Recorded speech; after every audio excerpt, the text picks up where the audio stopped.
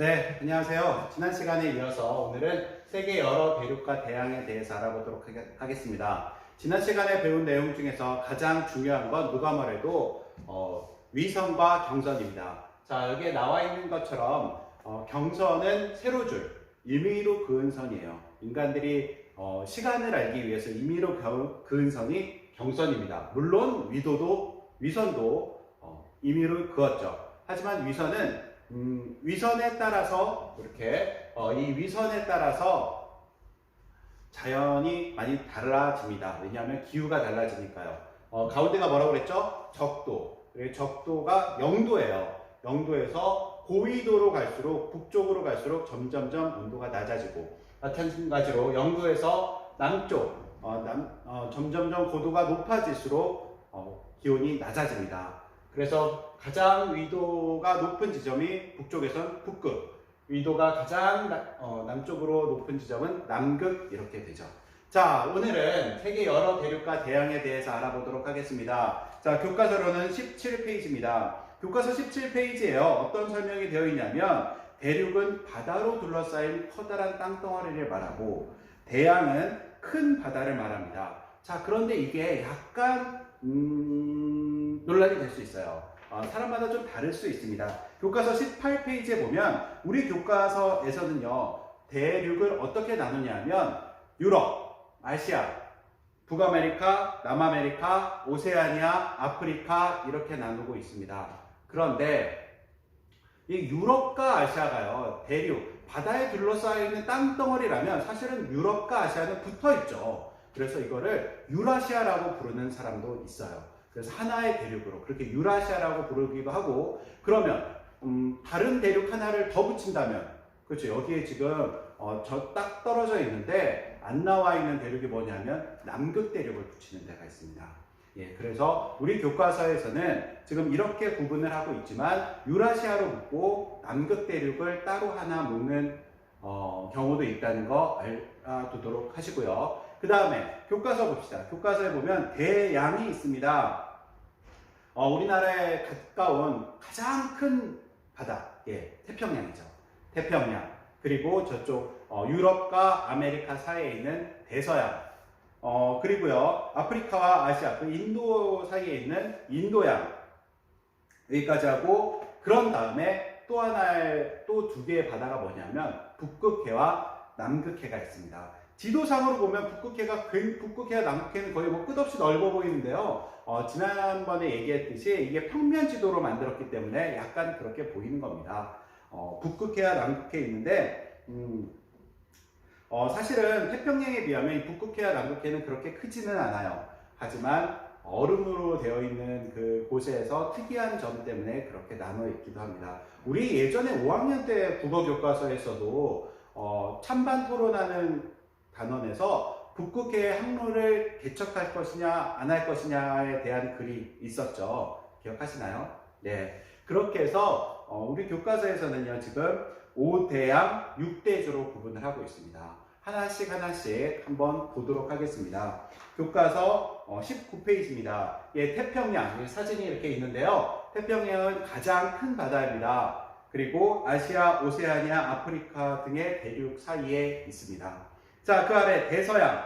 대서양은 유럽과 아메리카, 그리고 유럽에 둘러싸여져 있고요. 유럽과 아메리카를 둘러싸여져 있고, 그 위에서 이제 북극해가 있죠. 북극에서 빙하가 내려와서요, 겨울에는 굉장히 좀 춥습니다. 그래서 이 대서양과 관련된 영화들이 사실은 조금 있어요. 예전에 2차 세계대전, 1차 세계대전 때 바다를 미국에서 유럽으로 오가는 배들에 대한 이야기들도 있고요. 그리고 가장 유명한 거는 누가 뭐래도 타이타닉이죠. 엄청나게 큰 배를 만들었는데 유럽에서 미국으로 오는 도중에 저 북극에서 내려오는 빙하에 충돌해서 침몰한 비극적인 이야기, 영화로도 알고 있고 이야기로도 많이 알고 있죠. 예, 타이타닉, 그런 이야기들이 많이 있습니다. 자, 그 아래는 인도양입니다. 인도양은 아시아, 아프리카, 그리고 오세아니아를 연결하고 있습니다. 우리나라에서는 좀 거리가 돼서 많이 이렇게 많이는 가죠. 그런데 휴양지로, 그 적도 부근이어서 따뜻하고 휴양지가 많은 바다입니다. 여기에 여러 개의 섬들이 있는데 휴양지가 굉장히 많아요. 아까 태평양 할 때, 태평양 할 때 또 태평양의 가장 대표적인 휴양지들이 여러 개 있죠. 대표적인 게 무슨 괌, 사이판 이런 휴양지들이 있습니다. 자, 그 아래 북극해입니다. 북극해는 아시아, 유럽, 아메리카, 북아메리카 이렇게 둘러싸여져 있는 게 북극해입니다. 당연히 춥고요. 북극해 북극곰들이 살겠죠. 자, 밑에는 남극해입니다. 남극 대륙을 둘러싸여 있어요. 북극에는 땅이 없어요. 그냥 너무 추워서 얼음만 이렇게 땅처럼 되어 있는 거고, 남극해는 남극이라는 그 대륙 위에 얼음이 올라가 있는 상태입니다. 남극 대륙에는 펭귄들이 살죠. 그렇죠? 북극곰은 살지 않아요. 네, 이렇게 5개의 대양의 6개의 바다에 대해서 봤고요. 그 다음에 대륙도 간단히 한번 살펴보도록 하겠습니다. 아시아 대륙에는 여러 나라가 있는데, 대표적인 중국. 지금 중국은 위도가 여러 군데 이렇게 분포되어 있어서 이렇게 아름다운 자연이 있는 곳도 있습니다. 우리나라는 중위도에 있어서 사계절이 있죠. 네, 그리고 유럽은 의외로 이제 건물 이런 것만 사람들이 알고 있는데, 대평원이 있어요. 예전부터 유럽에 사람들이 많이 살았던 이유는 이 대평원에 밀이 잘 자랐기 때문입니다. 그래서 유럽의 주식은 이제 빵, 고기 이런 게 됐겠죠. 네, 아프리카입니다. 아프리카는 누가 뭐래도 그 드넓은 초원, 그 라이언 킹에 나오는 그런 배경, 그리고 이 아프리카는 사하라 사막이 있어요. 몇 개의 나라를 합친 것보다도 훨씬 큰 사막, 사하라 사막이 있습니다. 오세아니아주의 대표적인 나라는 뉴질랜드와 호주죠. 물론 그 옆에 솔로몬 제도 그쪽에 많은 나라들이 있습니다. 작은 나라, 투발루 이런 작은 나라들이 있는데, 호주와 뉴질랜드가 가장 유명하죠. 호주의 이 동물들은, 그렇죠. 이 동물들과 캥거루, 그리고 코알라, 그리고 호주의 가장 유명한 하나의 바위로 되어 있다는 이 어마어마한 바위도 유명합니다. 북아메리카는 캐나다와 미국인데요. 캐나다와 미국은 정말 자연이 엄청나게 좋은 땅이에요.